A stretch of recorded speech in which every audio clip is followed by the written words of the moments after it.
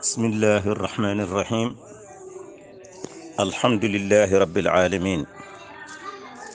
اللهم صل على سيدنا محمد الفاتح لما أغلق والخاتم لما سبق ناصر الحق بالحق والهادي إلى صراطك المستقيم وعلى آله حق قدره ومقداره العظيم. إن الله وملائكته يصلون على النبي يا أيها الذين آمنوا صلوا عليه وسلموا تسليما. صلى الله تعالى عليه وعلى آله وصحبه وسلم تسليما. سبحان ربك رب العزة عما يصفون والسلام على المرسلين والحمد لله رب العالمين. bandiraɓe julɓe, caggal en puɗɗorima inde Allah, en jetti Allah, en juuli e ɓurɗo ɓurnaɗo nelaɗo e men muhammadin sallllahu alaihi wa sallam. Yewtere men faati ko wayno toñangeji, yo Allah dandu en hen. Ko idi nde eɗen natana yewtere nde, eɗen calmina musidɗo men Saydou Abouba, kanko woni kettuɗo e karallagal wattude leppi ɗi fof. O waɗa ɗum lefol gotol e joɗiɗo to France. Yo Allah yobmo e ɗen golle. E fedde men wiyetende heblo sukaɓe Afrique, ɓenne calminama. Fedde andu diine maɗa, kamɓene ɓe calminama. Mawɗo e suka, miijorde fulɓe windere calminama, kadi e seeram ɓe wonanɓe en toon e dente ɗe fof.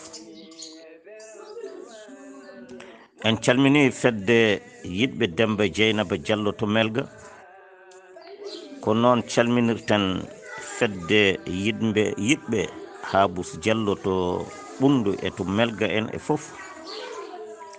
Calminirɗen noon kadi duɗal tafsir Qur'ana to Kidira, e mo ganduɗa tambi duɗal ngal ko Sokhna Ridwane Ba, gonanɗo en to Espagne. E salminde fedde jalluɓe Kidira, wadde calminaɗi ɗi e jungo mawɗo gardiɗo galle o. Ko noon calminirten e dendagal pelle fof. En jejjitani fedde meɗen hono commune Sinthiou Mamadou Boubou, ko noon kadi fedde meɗen enɗam l'islam ganduɗa ene jogani en ɗum ceerno Mouhamadou Ly to Kanel, joɗiɗo to Dakar, gandirteɗo hande namdoɗa o jaabo e diine maɗa, daraniɗo en hen. Yo Allah yobmo. E fedde men taniraɓe hamme julɗo kan kala to mbawi wonde calminama. Ko noon kadi taniraɓe ceerno Mouadji Kuɓi, joɗinde to Kanel, calminama. Fedde men ganduɗa ko fedde gandal majlisul ilmil ala, calminama. Seremɓe ɓe kadi calminama. Ko noon kadi fedde Alfiyatul Malikin, ko noon ɓe calminira. En calmini fedde meɗen Ngalanka culture, calminama. Ko noon kadi Alhaji Malik Tall, o salminama, o juurama, saabu kankone omo jogui jaggal manggal e ndeɗo fedde e ɗeɗo golle tende. Kala fedde ɗe ganduɗa pelle WhatsApp, kala to mbawi wonde e kala wawɓe hettade, eɗen mbiyaɓe yo jaam e kisal won e men, wona e mabɓe, wona e dendagal julɓe. Eɗen mbiya kadi seremɓe ɗeɗo pelle limtade ɗe fof, seremɓe meɗen mawɓe ene hen, ɓe jaggana en kadi yaafa wuya. Eɗen ñaaguiɓe yaafa wuya, saabu ko yidde en tan wurti en e ɗeɗo gueɗe, kono wona bawal meɗen e ɗeɗo gueɗe. Ɗum waɗi noon ɓe jarlo en, ɓe jaafo en hen, kadi eɗen jamiriɓe kala ko woni hen masgal mum, walla firdude to ɓennuno waɗa ɗum koko arata walla ko arata waɗa ko ɓennuno e ko nandi hen ɓe dokka en ɓuggi less beele ɓe ɓeyditana en gandal kadi ko kaleten ɗo ko kadi eɗen ñaagui kadi yoɓe jañnu ɗum kadi ɓe ɓeydo famnude hen julɓe ɓe ɗum ɗon foof seeremɓe wonɓe e ɗeɗo dente foof ñaagama hen ballal ɓe ñaagama hen duwaw ɓe ñaagama hen yaafuya caggal ɗum eɗen natana golle ɗe so Allah jaaɓi tinnoɗen e hadis nelaɗo sallllahu alayhi wa sallam o wi kanko nelaɗo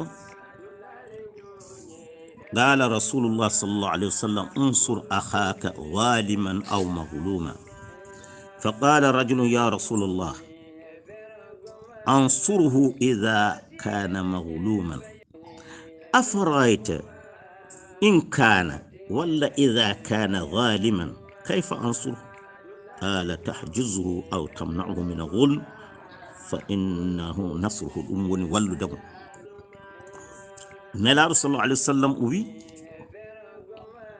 wonde an julɗo wallu musidɗo maɗa so toñƴo walla so toñaɗo no hadise goɗɗe ɗe mbiyata nelaɗo holno min ballirta toñƴo holno min ballirta toñowo holno min ballirta toñowo o ko toñƴo kadi min balla mo e toñange makko nde o windani gorko goɗɗo wi min de miɗo wallamo so toñaɗo miɗen walla hadis o wiya miɗen gandi kay so toñama no min ballirtamo kono joni noon holno min ballirtamo so toñi nelaɗo wi ballirtonmo so toñi ko gittonmo e toñange nge kaɗonmo toñje kala yimɓe to ndendi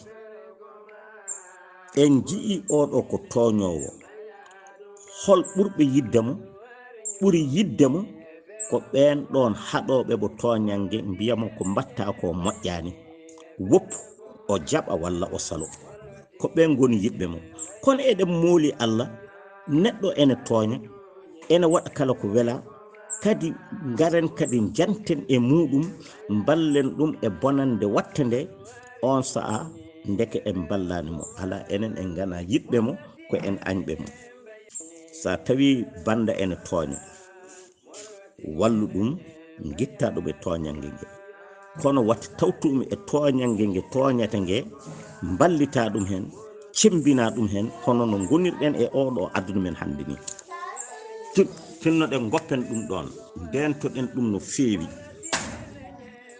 wallude toñowo woni wallude toñowo ko ittude ɗum e toñange nge jaɓanma walla salo so ɓiya kam a fiyan ɗum tan walla so miña mo mbawɗa fiide a fiyan ɗum tan yo woppu kono noon hakkunde ma e mo aw an ɗum ala e muɗum ɗum ala hakkunde ma e muɗum on ɗon mbawɗa tan ko waajade ɗum tinno woppu ngal ɗo koyngal ɗum ɗo ko toñange waɗirdani jaɓanma walla salam walla so toñaɗo wallumo so toñaɗo wallumo kamɓe noon ɓe mbi miɗen gandi so toñaɗo nomin ballirtamo sallllahu alayhi wa sallam aɗa andi hay toɓe panditi woɓɓe to pandito ɗon wana wonde aɗa jinganamo e toñange nge ala so tawi yimɓe jooɗima ene ñoha banda julɗo ballamo goppe ñoodemo goppe wiidemo dani walla aɗa andi eɓe jogori wadde mo dani keeda e mabɓe ha ɓe mbasa wadde koɓe jiɗi ko kono wona haqqilankagal e wonde miijo ene adda kanko haaɗi ko toñaɗo ballenmo jinguenenmo ala ndentoɗen ɗum yaata so tawi yeehi sa waɗi noon ene wayno annanni hoore maɗa e juuɗe ala ko ya wallumo toñoɓe mo ɓe ballamo e mabɓe keeda hakkude mabɓe haɓe mba natta toñjemo ko ɗum woni e unsur akhaka waliman aw maghluma sabu sa waɗi noon a waɗi hadis nelaɗo wino wa man kaffa an irdi muslimin kaffa Allahu an wajhihi nar yawma alqiyama sa surani julɗo banda a surani ɓandu makko waɗede ko muusi walla wiyede ko hunde ma Allah surane anne yeeso maɗa ngo hono ñalawma jargo. ɗum noon toñƴo o ko musidɗo maɗa, toñaɗo o ko musidɗo maɗa. kala hen mo balluɗa a walli oya, a walli hoorema, a walli oya. bandiraɓe julɓe, oɗon jarlo kam, oɗon jaafo kam, oɗon accanami hakke, kadi kala mo ɗummimi yarlo kam, yaafo kam, kala mo ɗum weli mbiɗa ñaagui ɗum du'aw. Allah jarama, on jarama. eɗen cakkitoro wa akhiru da'wana an alhamdulillahi rabbil alamin. assalamu aleykum wa rahmatullah. toñangue noon ene wiye wonde ko pecce tati walla ko leƴƴi tati toñangue waɗi. toñangue ene fecci pecce tati. ene hen gulmul abdi li rabbihi wa gulmul abdi li gayrihi wa gulmul abdi li nafsihi. maccuɗo Allah ganduɗa toñangue ngo tooñi ngue ko joom makko o tooñi, eɗen garoye hen. walla toñangue ngue o tooñi ngue o tooñi ko neɗɗo bandi ko, walla toñangue ngue o tooñi ngue o tooñi ko hoore makko. ɗeɗo gueɗe tati ene hen ko Allah yafatako. Allah yafatako ɗum so wona taw jomum tuubi. toñangue wongue ngue Allah ene yaafo ɗum, toñangue wongue ngue Allah woppata ɗum. ɗum woni fa gulmun la yaghfiruhu llahu wa gulmun yaghfiruhu llahu wa gulmun la yatrukuhu llah. joni noon fa amma alladhi la yaghfiruhu llah, fa amma gulmu alladhi la yaghfiruhu llahu fashirku. toñangue ngue mbiɗen Allah yafatako ngue ko toñangue rendidinde e Allah goɗɗum. rendidinde e Allah goɗɗum so tawi jomum mayri noon tuubani Allah yafatako mo. ɗum woni to Allah wi inna shirka la zulmun azim. toñangue e rendidinde Allah goɗɗum ko toñangue mangue. Allah wi'i inna allaha la yaghfiru an yushraka bih wa yaghfiru ma duna dhalika liman yasha. Allah o wi wonde kanko jomiraɗo o yafata ko nde neɗɗo rendidintamo e goɗɗum, o yafata ko ɗum ɗon.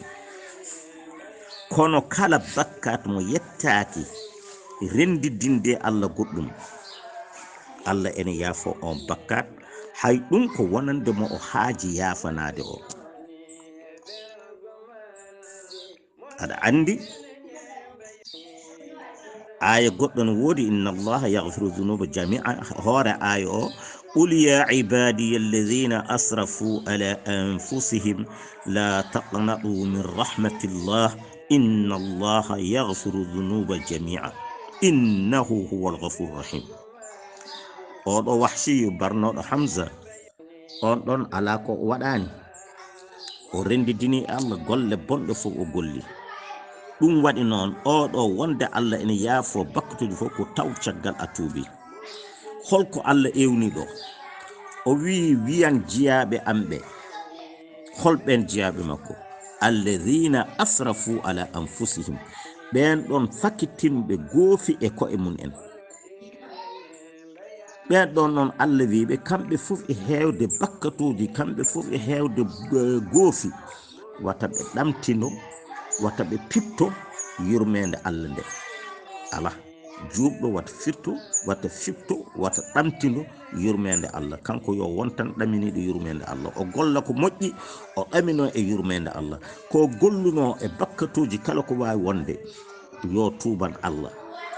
keferu ngunu sirku ɗone so tubani Allah Allah ni yafomo ngati oɗo ayo mo janguɗen mo jippino e mun o ala golle bonɗe ɗe o gollade te hono Hamza bappaño nelaɗo sallallahu alaihi wasallam ko kanko warno ɗum noon Allah wi wonde o ewni onon jiyaɓe Allah fakkitinɓe bakkatuji e koye mun en wata ɗamtinduɗe yurmede Allah Allah ene yaafo bakkatuji ɗi fof sabu kanko Allah kanko woni jaafotoɗo woni jurmotoɗo ɗum woni to nyange nde mbiɗen wonde Allah yaafatako ko sirku joni noon so tawi ko toñange nge Allah yaafoto nge ngen ɗon toñange ko neɗɗo tooñi hoore muɗum hakkunde mum e Allah toñange hakkunde ma e Allah Allah wi wata wat mbaɗɗa Allah wi ya wat saliɗa wadde nge toñange ɗum ko hakkunde ma e Allah sa tubani Allah Allah ene wawi yaafadema ngeɗo toñange hono no o yaaforinoma nde mbaɗɗa bakkatuji toñanɗa bakkatuji tubanɗa muni ay ɗum ɗo fof julɗo yo moƴƴin jortoje mum e ɗeɗo gueɗe ay ɗeɗo ɗiɗi sen jeehi ha to wattan e haqiqa Allah ene yaafo sa so aɗa jiyama eɓe o haajani yaafade ɓe joni ko ɓuri hulɓinade hen ko toñange nge ganduɗa Allah yaafatako toñange nge Allah yaafatako hol ngen toñange jiyaɗo Allah e jiyaɗo Allah fa zulmul ibadi ba'dahum ba'dan toñange hakkunde jiyaɓe Allah ƴeewa jiyaɓe Allah kala ko mbaɗodiri an kala ko mbaɗɗa jiyaɗo Allah walla kala ko mbaɗɗon jiyaɓe Allah ƴeewa ko ɓuri hulɓinade e gueɗe ɗe jiiɗen hande ɗe yo en gandu ala a wawa julde ha Allah yaafomaɗe a wawa horde ha Allah yaafomaɗe a wawa hajjude ha Allah yaafomaɗe ɗeɗo ko Allah yaafata ko muk sifaji gonɗen hande pittade nene mbare ko toñange hakkude jiyaɓe Allah e jiyaɓe Allah biɗoma mbara mo wiyanima mbara jawɗele nene bonne jawdi ndi a jeeya jawɗele neɗɗo tampa faggo jawdi muɗum ndenden walla ɓe ndenda ɓe bonna jawdi muɗum ala bawɗo yaafadema Allah yaafata koma a juulanta ɗum a horanta ɗum a hajjanta ɗum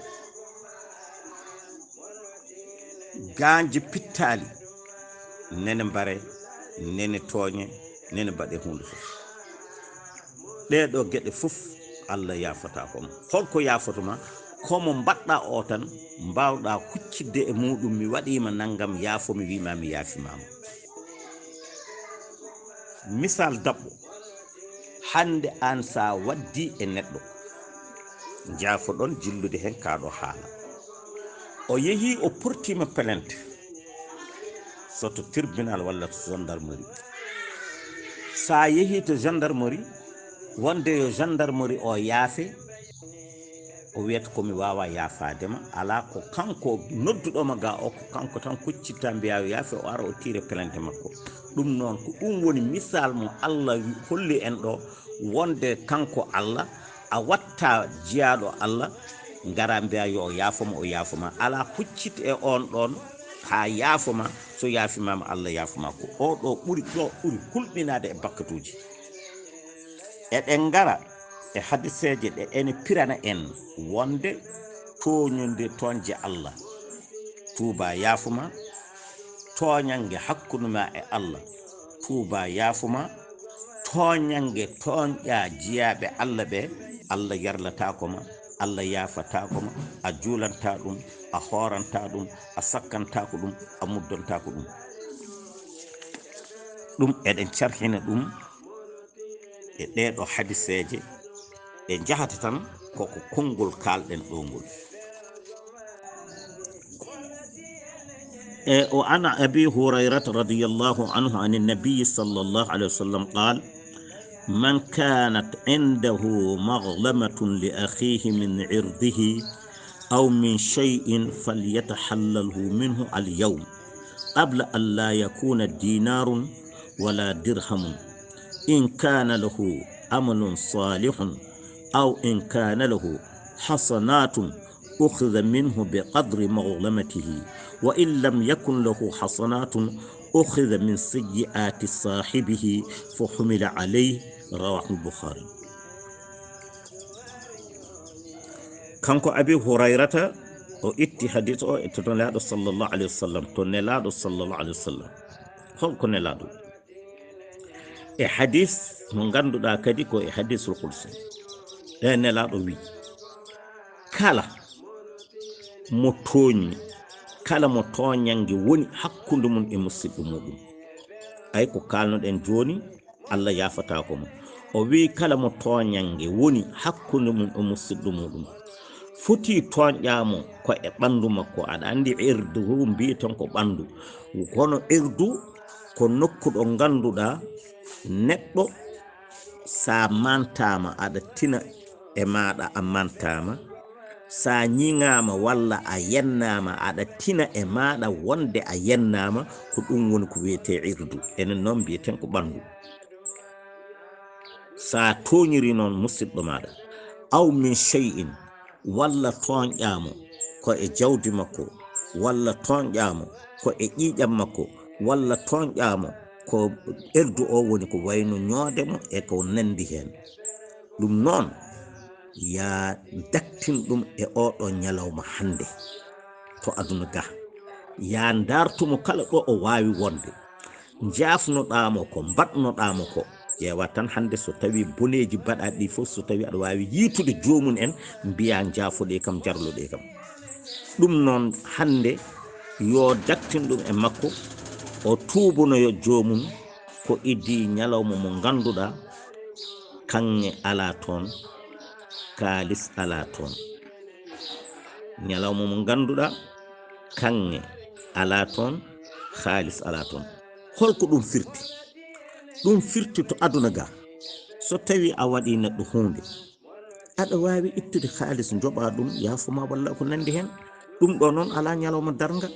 ɗum woni to Allah wino wonde ñalawma mo ganduɗa la yanfa'u malun wala banun illa man ata Allah bi qalbin salim.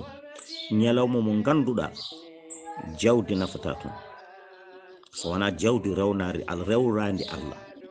ɓiɓɓe nafata toon, so wona ɓiɓɓe hollaɓe Allah e ko nandi hen. ɗum woni ñalawma darga. ɗum noon kankone yo daktin o yafno mo o waɗi o ko idinde oɗo ñalawma arata. joni noon so tawi o yafnaki on ha Allah waɗi ɓe maayi, holno ñawore Allah ñawrata hakkude mabɓe, ko ni Allah ñawrata.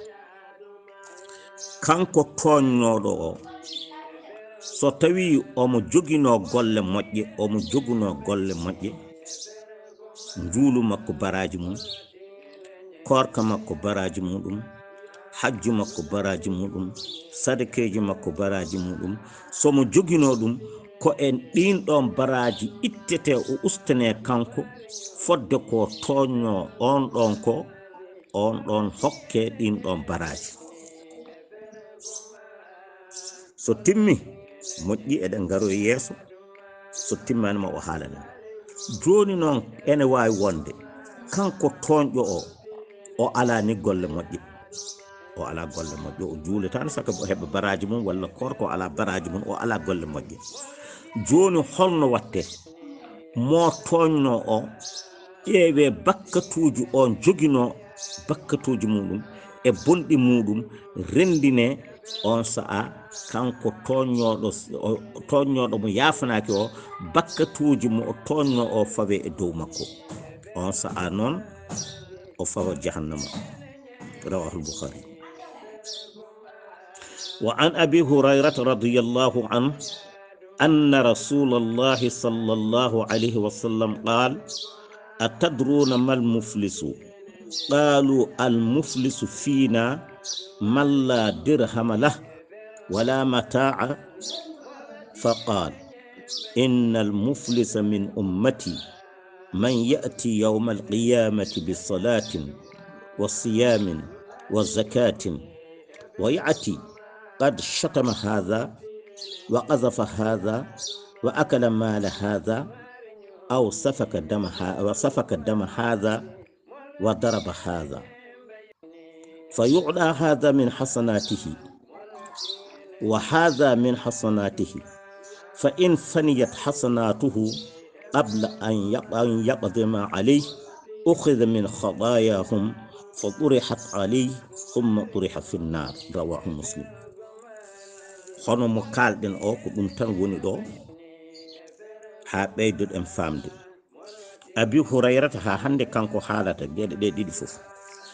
O itti koto nelaɗo sallallahu alaihi wasallam. Kamɓe sahabaɓe ɓe jooɗino ñalawma gooto. Nde ɓe jooɗi e on ɗon ñalawma, nelaɗo wiɓe onon kam oɗon gandi basɗo, wonno muflis noon ko cisraɗo, wonno sa durni haqqille maɗa a faman hadis o yahan moƴƴi makko fof cisre, hono ñalawma julanke ɗo ñamlotono ha ronko yobde bagage mum cisre ko noon baraji makko cisrete. ɗum woni noon innal muflisa cisraɗo. kono ha ɓeydoɗen famde a tadruna mal muflisu, oɗon gani woni basɗo, oɗon gandi holko woni basal, hol basɗo te ko gonga ɗum woni basɗo. Basɗo ñalawma darga ko o woni basɗo. kamɓene ɓe jaari koto miskinagal, nelaɗo namdi mamaɓe eɓe jaabo. ɓe mbi nelaɗo al muflisu fiina man la dirhama lahu wala mataa lah. nelaɗo minen kay min mbiyata basɗo komo ala kalis, ala kadi marchandise uji, ko on woni basɗo. sallallahu alaihi wasallam o jaabi o wi innal muflisa min ummati man ya'ti yawma alqiyamati bisalatin wa siyamin wa zakatin وقد يأتي قد شتم هذا وقذف هذا وأكل مال هذا وسفك دم هذا وضرب هذا. o wi woni cisraɗo, woni basɗo e leñulam.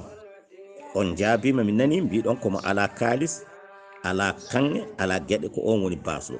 nelaɗo wi wona on wasani, woni basɗo e leñulam ngol ko on garowo ñalawma darga. omo wondi e baraji julɗele makko ha kewi. ɗum woni omo juulanno to aduna ga ko idinde o mayata baraji mum nen toon. omo jogii baraji korka makko ha timmi, omo jogii baraji askal makko ha timmi. kono kanko fof e wonde julɗo e jogade ɗiɗo baraji, kono noon nde o arata nde omo yennuno on ɗo gad shatama haha, wonmo o yennuno, waqazafa haha, wonmo tukkuno o happi ɗum wonde fiji walla fijani, wa akala mala haha, wonmo o ñamno jawdi muɗum taw wona e welwede muɗum, wa safaka dama haha, o wayli ƴiƴam oɗo o gaañi ɗum, o fi oɗo.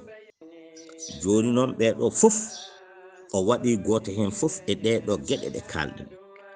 joni holno Allah ñawrata hakkude mabɓe haaɗi o yafnanokiɓe to aduna ga.